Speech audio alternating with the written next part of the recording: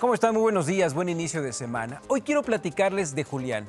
A él le tocó nacer en 1900 del otro lado del mundo. Cuando tenía 14 años no solo vio el inicio de la Primera Guerra Mundial, sino que años después tuvo que enlistarse para participar como soldado. Una experiencia que terminó cuando tuvo 18 y 22 millones de personas muertas después.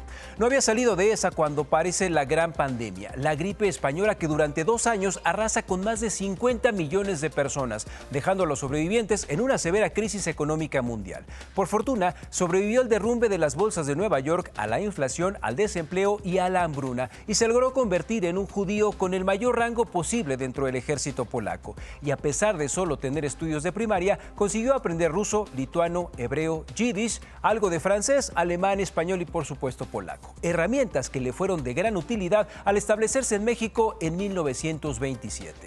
A los 33 años se entera que los nazis llegan al poder en Alemania y 6 años más tarde estalla la Segunda Guerra Mundial, que termina cuando él tenía 45 años, llevándose también a otros 60 millones de muertos y más de 6 millones de judíos en el Holocausto. En 1952 comienza la Guerra de Corea, pleito que continúa hasta el día de hoy, y a los 64 años Julián ve el inicio de la Guerra de Vietnam, pleito que termina 11 años después. Aún así, Julián nunca perdió el optimismo. Se dedicó a crear una familia de bien en donde la educación y el trabajo fueran la base de su formación. Personas que ayudaran al prójimo, pues supo valorar lo que la guerra y las catástrofes le hacen a la gente, en un tiempo en el que si le hubieran dicho que usara tapabocas, entrara a un supermercado formado o se quedara en casa viendo películas y trabajando por internet, lo habrían hecho sentirse bendecido, pues a él le tocó ver familias muertas de hambre, amigos fallecidos por falta de medicinas y colegas masacrados porque alguien sintió que era superior a ellos.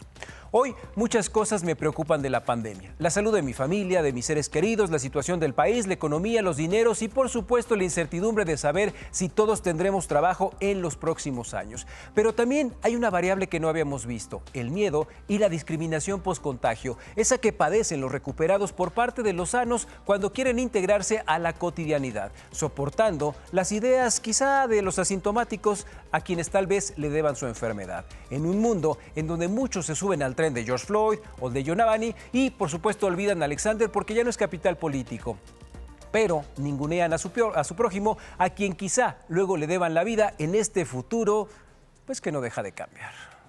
Paco, hay que tener prioridades y hay que dejar de preocuparnos por lo irrelevante y ponerle atención a lo relevante. Pues sí, por supuesto. Creo que además de todo, la situación que estamos viviendo es exactamente lo que nos dice, ¿no? Que hay que empezar a revalorizar otra vez las cosas y hay que empezar a tener prioridades muy claras. Nuestras prioridades son claras. Estamos realmente con todo lo malo bendecidos. Si analizamos la historia de 1900 al 2000, ellos sí se la pasaron bastante mal. Bueno, hasta los 80, ya a los 80 empezó a mejorar el ambiente, pero antes sí estuvo feo. Así es, gracias, mi querido Quique.